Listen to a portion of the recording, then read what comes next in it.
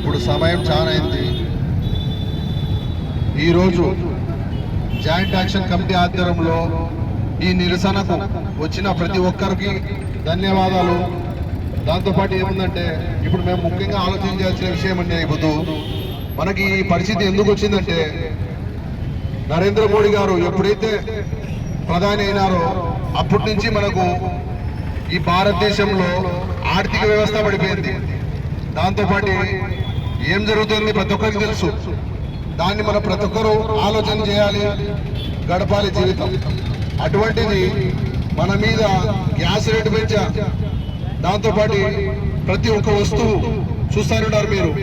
గతంలో మన జీడీ ఎట్లా ఉంది, మన ఆర్థిక వ్యవస్థలు ఎట్లున్నాయి, రానికి ఇప్పుడు మన ఆర్థిక వ్యవస్థ కూడా పడిపోతుంది. ప్రైవేట్ సంస్థలకు మొత్తం తాకట్టు పెట్టేస్తున్నాడు.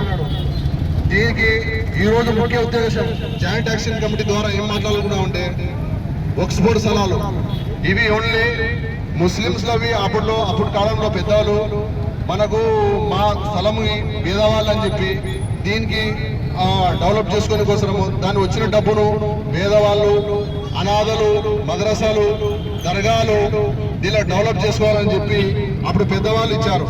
కానీ ఇప్పుడు కేంద్ర ప్రభుత్వము నరేంద్ర మోడీ గారు బీజేపీ ప్రభుత్వం ఏం చేస్తుందంటే దీన్ని ఏదో విధంగా లాక్కోవాల వీళ్ళ చేతుల్లో నుంచి అని చెప్పి కేంద్రంలో 44 సవరాలు పెట్టి దీన్ని ఏదో విధంగా వీళ్ళని తీసుకోవాలని ఒక ఉద్దేశంతో ముస్లింలను చాలా ఇబ్బంది పెడుతున్నారు.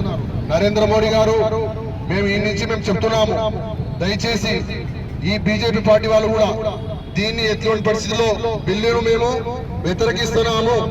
దయచేసి ఈ బిల్లును మీరు ఎటువంటి పరిస్థితుల్లో కానివ్వము. మేము ఈ విషయం ఎందుకు చెప్తున్నామంటే చాలా విధంగా మేము ముస్లింస్ వల్ల చాలా ఇబ్బందులు ఉన్నాము. ఆర్థికంగా ఎన్నికలబడి ఉన్నాము, చిన్నదారిలో ఎన్నికలబడి ఉన్నాము.